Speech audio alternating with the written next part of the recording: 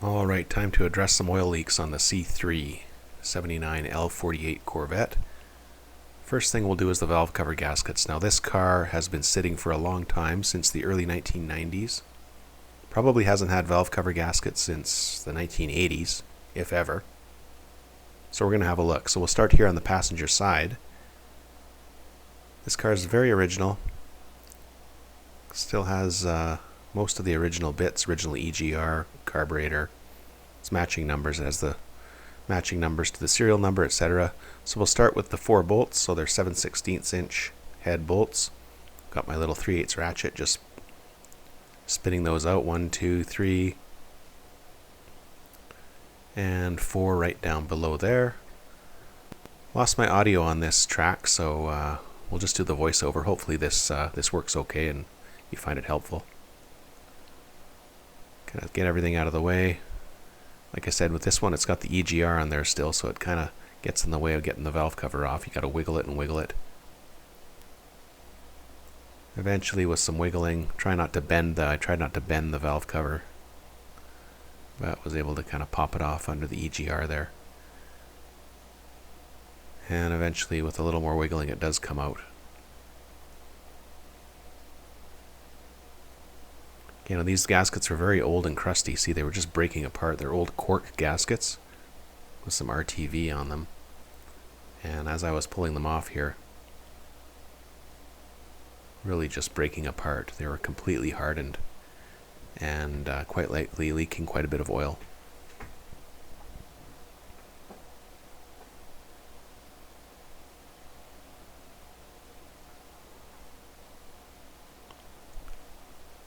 Just fired it up just to make sure everything was moving.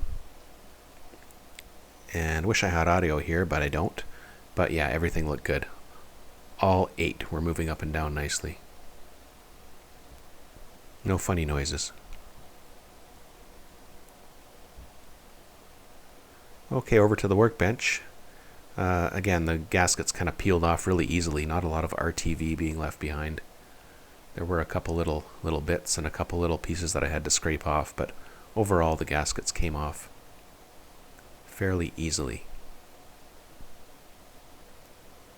And then once it was all cleaned up, just a little bit of brake cleaner and a rag to get rid of any residue and get ready for the new gasket to go on.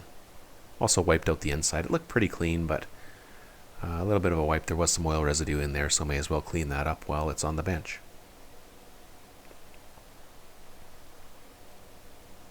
Okay, this PCV breather tube was really stuck in there, and the grommet there, the gasket, was pretty rotted out, cracking. So I ordered another one, just a Dorman aftermarket gasket to replace that one, which was all falling apart like that. And even once I got it all apart, it's still, the other little piece of rubber inside was so hardened it was difficult to get out, but eventually got it out.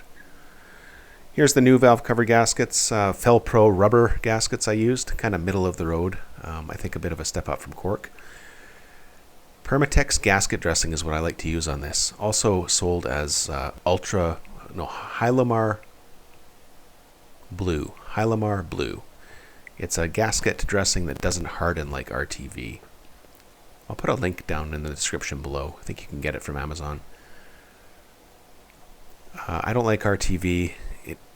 Kind of messy. It's hard to get off. It's hard to work with once it's stuck on.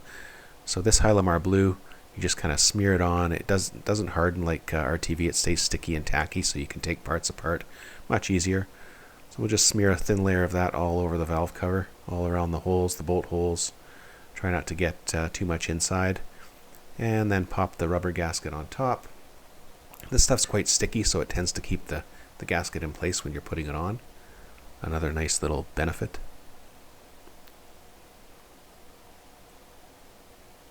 And once the gasket's in place, just put another layer of that Hylomar Blue or the Permatex gasket dressing on top. And just smear that around the gasket, around all the little bolt holes. A thin little layer. And finally, time to wiggle it back onto the car.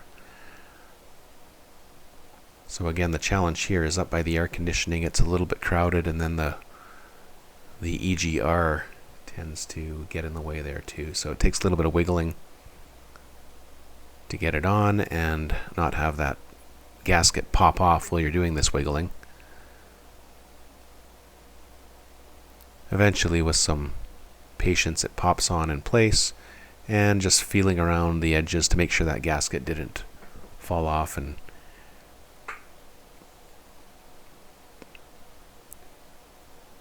go inside the motor by the rockers. But it looks like it stayed around the outside good. And time to put the new bolts in. Now, I also bought these little load spreaders, little washers that kind of spread the load from the bolt along the valve cover, along the length of the valve cover, a little better than just the bolt. Whether they do anything, I'm not sure. I don't think they can hurt. So with those in place, it's just a matter of tightening up the bolts. Now I just did these finger tight to start with, then a little bit more to snug them up. Then I let the Hylomar set up for 10 or 15 minutes, and then came back and gave them another quarter turn or so each. Not over tightening, just snug and a little bit more. And with that, that takes care of one side. I won't make you watch through the other side, but I repeated on the other side, and looks like we've got some of the oil leaks on this car taken care of. I think a lot was coming down the back of the head there and kind of dripping down the back side of the motor. Almost looks like a rear main oil leak, but I don't think the rear main's leaking. Valve covers are fixed, and thanks for watching.